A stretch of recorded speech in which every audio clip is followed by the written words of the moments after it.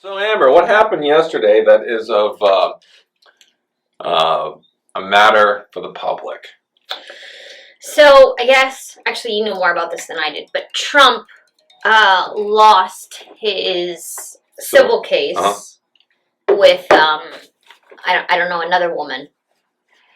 There's another one. So we got Stormy Daniels, and then now we got, what the hell is this chick's name? I don't actually even know. So you're gonna have to tell me about it. Well, this is E.G. Carroll, and this was a civil case, and he was convicted of battery and defamation, which they levied a penalty against him for a $5 million judgment, which goes to her. But it's under appeal. It's going to be appealed. So I don't know if she gets that until it's appealed. Oh, of course she's not getting it until it's appealed. Okay, so let me... and if I remember, because I think I looked it up, it was 1996 that this happened, right? Is that true, or am I incorrect in that? That's an actually good question that I'm embarrassed to say that I don't know the answer. So let me look this up. I don't know. I overlooked that little fine point. How many people looked over the time frame here? I know that she didn't know. She didn't know when it took place. She couldn't narrow it down exactly when it took place. So she doesn't know when she got raped? Not exactly. Wow, that doesn't sound real, but okay. So, I know that he actually did not get charged with the rape charge. No, this was a civil matter where they were going after money. Right. This wasn't a what do you want to call it? A criminal case. It was not, no. No, so she was using this as a pretext, I think, to get money and defame him and so forth, because they weren't going after him as a matter of criminal case. It was a civil matter. I'm not an attorney, as you can tell. If I was an attorney, I wouldn't be sitting in this Liberty basement. Okay, so it was in the 1990s, but I don't know when. Okay, so let's see. So he has to pay a total of $5 million in damages. That's correct. $3 million for defamation charge, and $2 million for civil battery charge.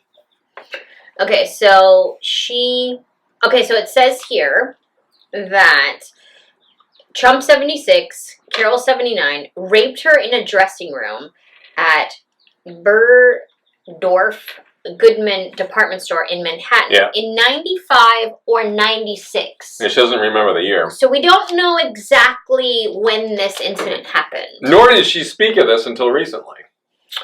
Right. So she got raped, how many years ago is that? Like 30, almost 40 years, right? No. Right? Well, in 1995, you're looking at nearly 30, it's 28 years ago. Right, so almost 30 years ago. Yeah. Okay, so almost 30 years ago. Math is hard. Yeah, it's too difficult for me. I don't know how to do it.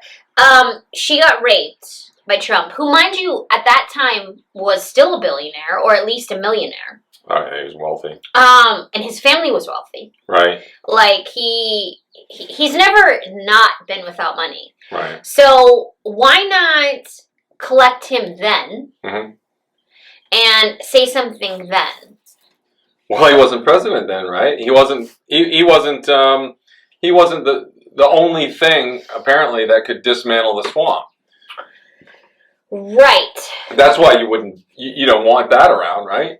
You're not going to say anything. Of what importance was it back then? Because one, it didn't happen, and then there's no proof of it. Watch the deposition and so forth. They present no evidence that any of this took place. It's just her word against his. There was no evidence. Right, but he did say those really awful things in a locker room or in the sauna. That's not evidence of anything except he said some stuff. He said, what did he say? Grab him by the... I can't even say the word. It's gross to me. But you can say it if you want. You don't remember what he said? Of course I do.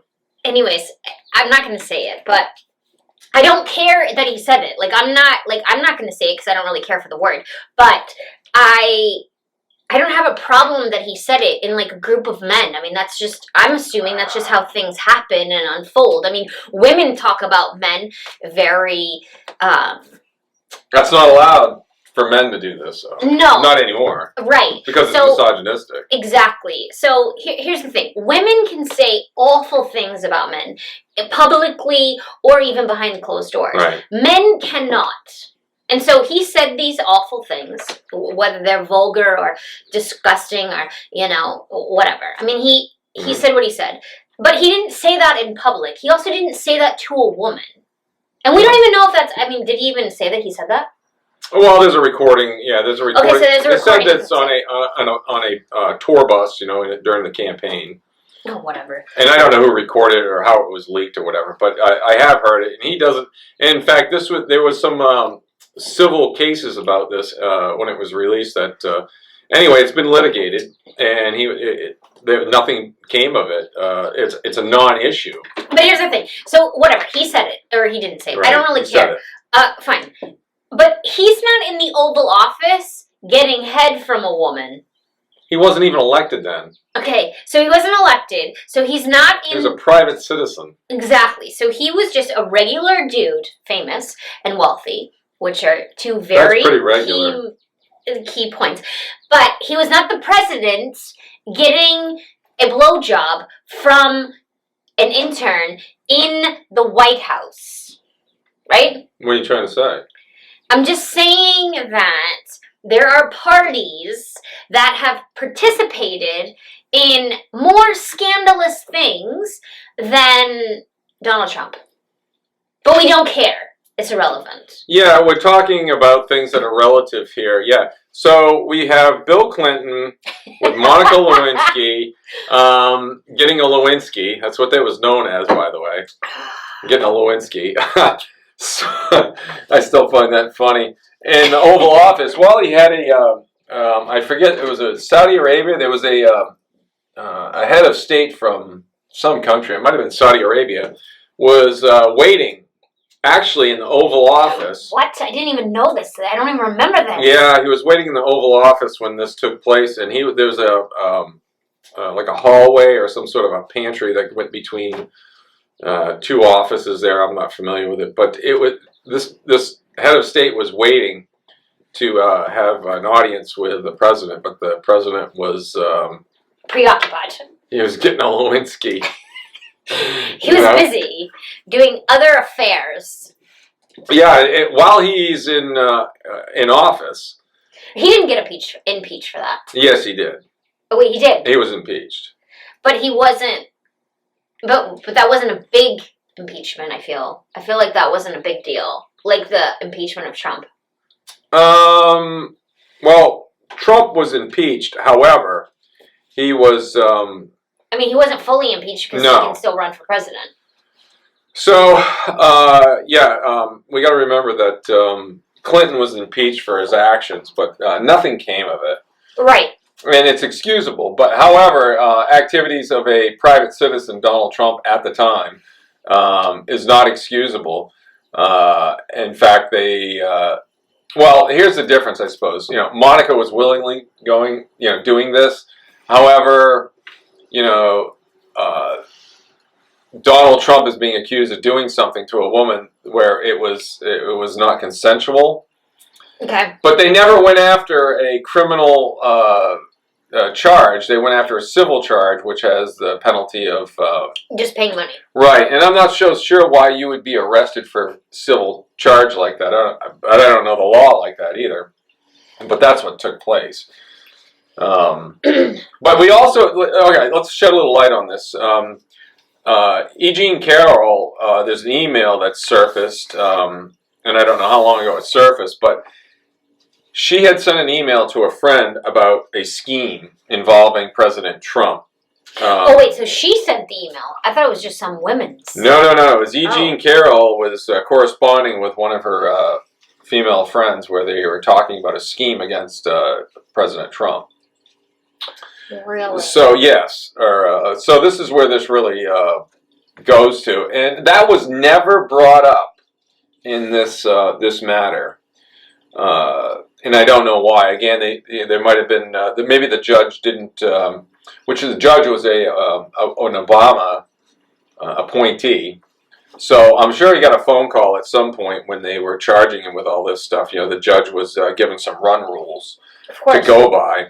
And I suspect that in New York it would have been hard to find an impartial jury in this matter, seeing so that I'm sure they cherry-picked their jury.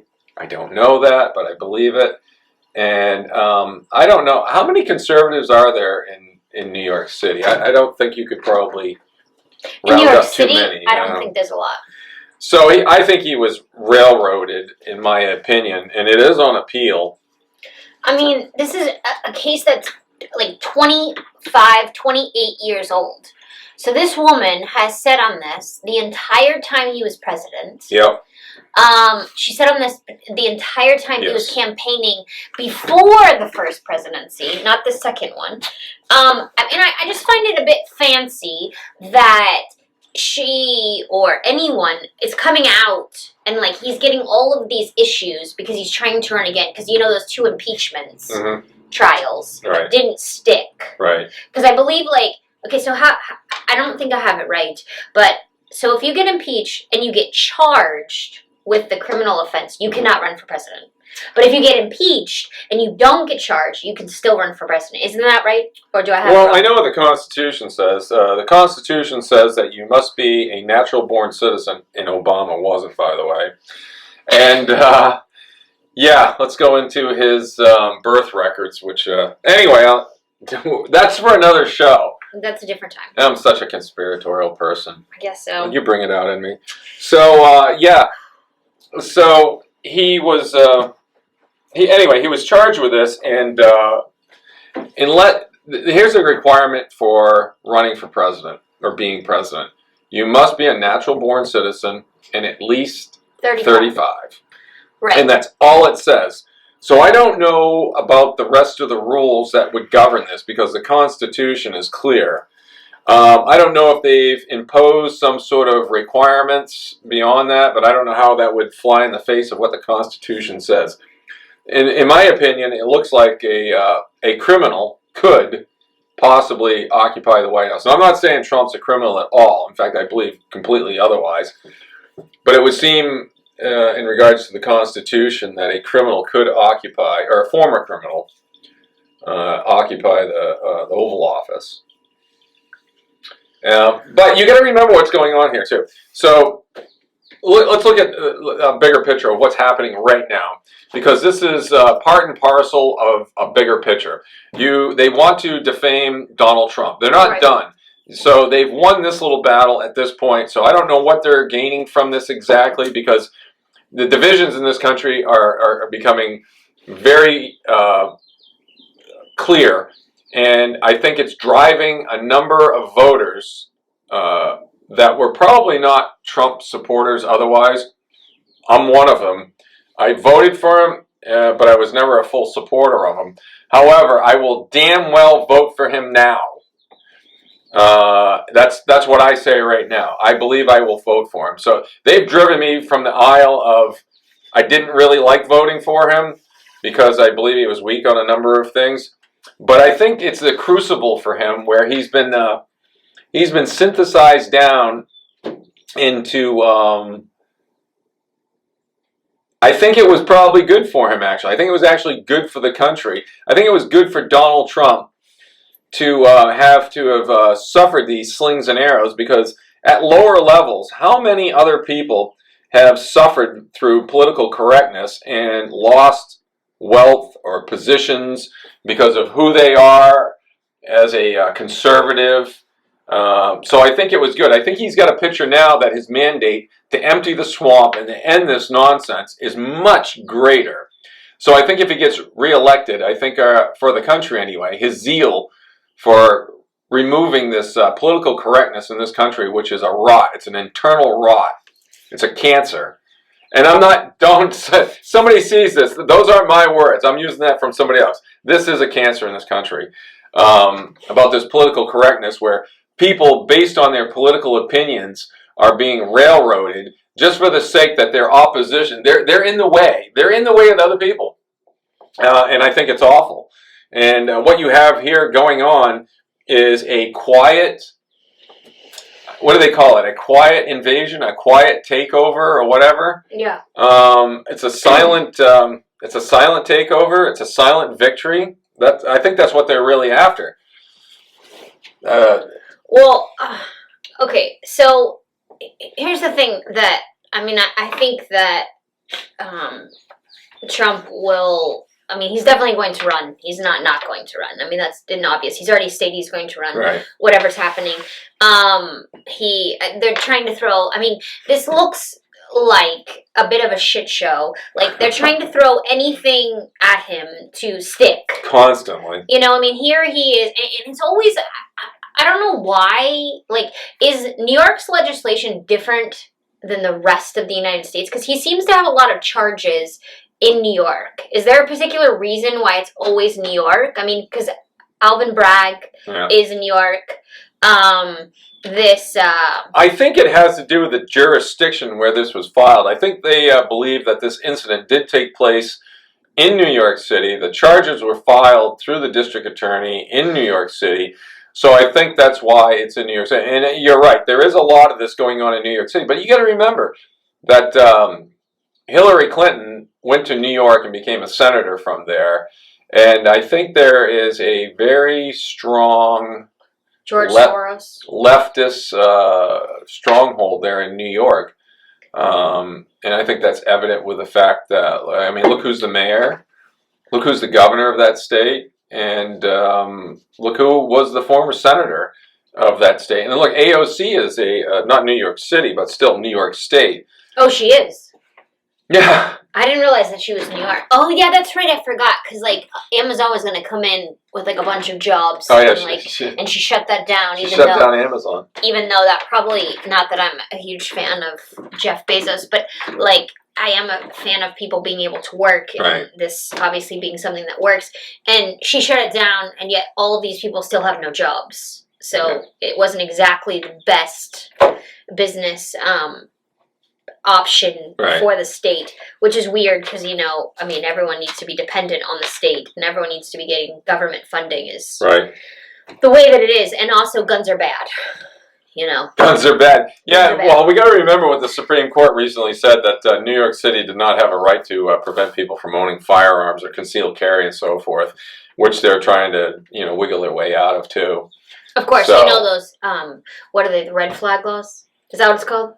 Well, there are red flag laws, but they used to basically make it so difficult to own a firearm and have a legal permit to own one there that it was essentially impossible. And the Supreme Court said, you have a right to this. You can't make it difficult. You can't do this. So weird. Yeah, again, I'm surprised New there's York. not another mass shooting over there, but whatever, we won't get into Yeah, let's get into the mass shootings for a while. Isn't it kind of coincidental that all these mass shootings are coming up? I mean, they're all over the damn place. Right before the elections. Yeah, and not to mention, you know, they're trying to take away our firearms, so they use these mass shootings as a excuse or a reason to, you know, push forward these common sense laws about taking away your right to defend yourself. I just find it very coincidental about all these damn mass shootings. It just so happens. Oh, how about, well, we're actually getting off topic. I was going to say, what about... Yeah, we're damn off topic. We can do that, right? We're really unscripted. That's not true. Wait, which one just recently happened and they had the manifesto? Oh, that was in... in Texas? Is that right? No, that was in, the Catholic school. What state is that? They got the manifesto. If you're a working person, your mind is like mine, right? So, you know, I think there's people out there that probably can sympathize with us about certain things. You know, we don't devote all our time to this stuff. Believe it or not, we have lives. That's true. So, yeah, the manifesto, I don't believe, was ever released. Not of the Catholic student. I mean, of the Christian student. Right. I thought that was what you were talking about. No, there's a new one that just happened. I don't know who the shooter was, and I don't remember. They're happening every day now. Well, it's pretty constant. But that manifesto was released like within days. Oh, okay. I thought you were talking about the Catholic school. No. The one that of the Christian school in Tennessee, I think it was. Yeah, Nashville, outside of Nashville. Yeah. So that one was Tennessee. Okay, so that one where the transgender chick, who happened to be a girl wanting to be a dude. No, it was a guy wanting to be a girl. Okay, I don't remember. All right, I don't remember. I just know that they were trans, and it's very confusing, and I find it very, when you pretend to be something that you're not, I can't handle it. Okay, so anyways. That's called insanity, by the way. It is. Unless you're an actor. Well, you know, we are not. But the funny thing is that we didn't get the manifesto. We still haven't gotten the manifesto for that one. Mm-hmm. But there's a recent one that just happened of the guy. He was Mexican, and his parents actually needed a translator. That manifesto came out, and he's a white supremacist. But he's not white. He's Mexican. He's actually... You're hurting my head. I know. It's crazy. It's very, very convoluted and very clear. But I only recently saw it, so I don't actually have all the data. I should have all the data, but I don't have it. So anyways, let's get back to Trump, because he is running for president, and E.J. Carroll, who I hope was attractive 25 years ago, because she does not look like Donald Trump's type. I mean, Donald Trump has a very specific type. And even if she was attractive... I mean, it's not okay. Okay, it's fine. I get it. It's not okay to be nasty to women. I understand that. No, I'm just saying, even if she was attractive, he's stating that she wasn't my type. Well, I understand that. She's not most people's type. I mean, she's very... I don't know what she looked like back then. I know what she looks like now. Right. I wish I should have Googled a picture of her back in 96 and saw what the picture was. But as of right now, she doesn't look like Donald Trump's type. I'm assuming that she didn't look like Donald Trump's type in 96, because Donald Trump has a very specific type.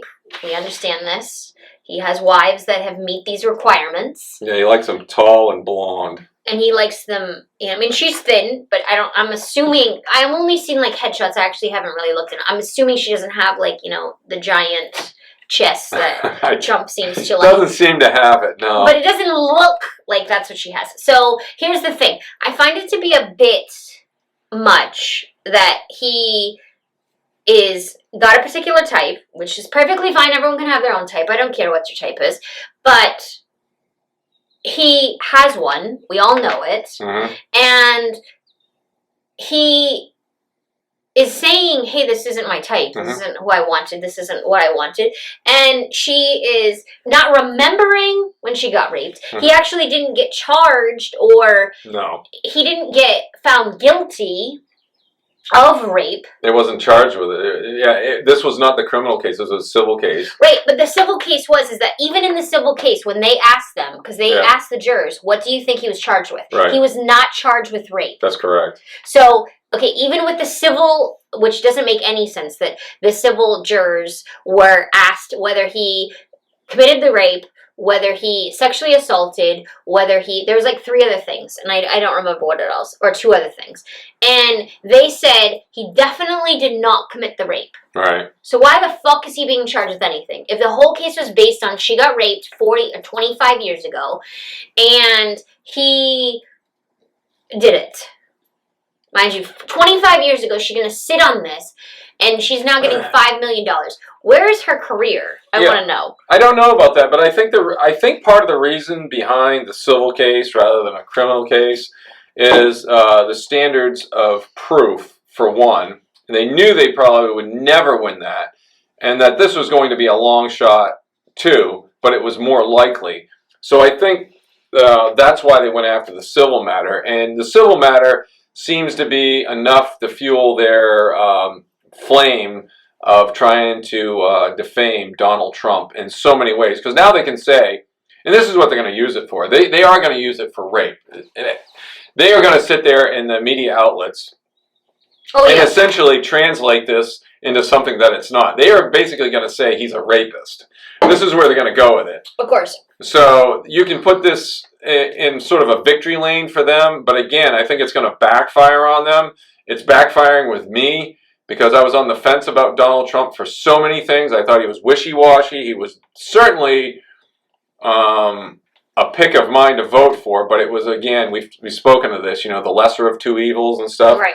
And I don't necessarily see that anymore. I am stronger in his lane now than I ever was, and he's less of a that lesser of two evils thing again. I think he is going to, if he gets elected, if he lives, I think I don't know. I just see this thing where they need to remove him because he's the one person that seems to be able to ruffle feathers. Well, remove the swamp, or at least open the spigot and start draining something out of it. That's the way I see it. And for what's happened to him, and what keeps happening to him? That's the truth. That's a good point. It keeps happening. You think this is over? Of course not. He still has I don't know. So they got to defame him because you got an election year coming up. They got to defame him. Okay, so we only have a few more minutes.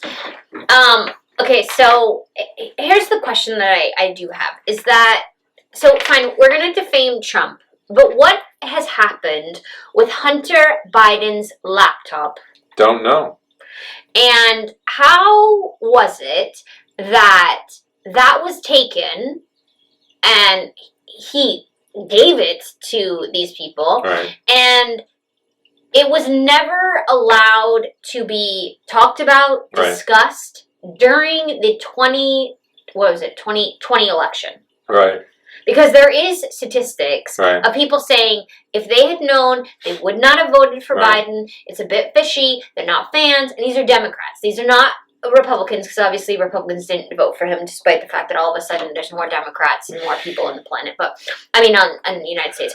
Anyways, so I don't understand how this is totally okay that we discuss and we talk about and we express interest. And this is going to be newsworthy information, and every outlet is going to have it. I mean, if you Google Trump cases, like all of them come up. ABC, NBC, Fox News even has some, but yet the Hunter Biden laptop, which has been proven, and there is information about the big guy, is not even remotely discussed or talked about. Well, okay. Well, let's look at who is in charge right now. It is Joe Biden and the Democrats. So the Department of Justice is actually, he runs the Department of Justice. Okay. The FBI and so forth. And that's why this is so hard to get any information out of it, because they're not going to. And they're a corrupt agency anyway. Nobody believes it. Look what they did to the Proud Boys there that just got bagged. I think there was 12 out of 16 of them were federal agents, Oh, yeah. Okay. Yeah. So they're duping these. And look what happened there with Governor Whitlis over in Ohio, You had two lackeys that had no idea of this stuff, and they cooked up this kidnapping thing, the FBI did. And the FBI agents found these two lackeys. So the FBI made the crime, and then solved it and put these two clowns in jail. They made the crime. These two guys weren't planning anything. So this is kind of a similar scenario to the Ruby Ridge case. Yeah, they make the crime and then they solve it. They create the crime. So they have to make their job worthy. Well, what they're doing is they're painting pictures with this stuff. Look, go back to Ruby Ridge. Yes, they entrapped him. That's what they do. They create the crime, and then they solve it at other people's expenses. Right. There was no crime before the FBI did these things, Yeah. They thought of it, they implemented it, and then they hang the people that go along with it. Or they don't go along with it. That's true, too, in some cases, but that's what's taking place here. And so the administration is in charge of the FBI. Nobody in this country anymore believes that the FBI is a legitimate agency anymore. At least I don't. I'm sure there's a great number of people in there doing wonderful jobs, but by and large, they're a tool. That government agency is a tool of the administration, in my opinion. I'm not saying get rid of the FBI. I'm not saying that, but I think they need a house cleaning, because I think what they're doing is anti-American. Of course, but before we close, I want to read something here. Okay. And I don't know if you can tie this in, but we should do this every week. And we want your feedback, by the way. I don't care if you don't like us, you hate us, you like us, you don't. We want feedback from on anything. We'll talk about and make recommendations to us, and we'll talk about it because that's what we do. And so we want your input. I don't care what it is. Give it to us. But what I want to do each week, because I want to read something here, and you could tie it in or not. But I want to read something from the quotes from the founding fathers. If you haven't read the Federalist Papers, you ought to delve into some of the quotes. It's like cliff notes to the Constitution in the minds of the founding fathers. And here's one from Thomas Jefferson. The greatest calamity which could befall us would be submission to a government of unlimited powers. And we seem to be drifting in that direction. We're there now. I mean, but we keep drifting further and further down. And for closer instance, and closer to it. I'm going to go to Richard Dreyfuss, an actor that I really haven't cared for much. He was pretty good in American Graffiti, but he's recently come out and said a number of things about wokeness and so forth. But he actually said in an interview recently, he says he believes that maybe this country is beyond the point of being able to turn back to any of its values of rights. And that's what we talk about here. You know, what matters to the people? What matters to the people is your rights, my rights. It doesn't matter who you are. It doesn't matter if you're male, female, black, white, Jewish, Catholic. You have rights, inalienable rights. You know, and don't believe in God, I don't care. All right? Your rights are your rights, and they're guaranteed under the Constitution. And anybody watching this show, if you haven't read the Constitution, pick it up. Read Article 1, Section 8. Start there, because that is the limitations of Congress. The people who are making the laws that govern your life. All right? So I wanted to get that out of there before we close the show. And please give us some feedback. So wait, read it again. I'll close again. I'll read this. Again, this comes from Thomas Jefferson.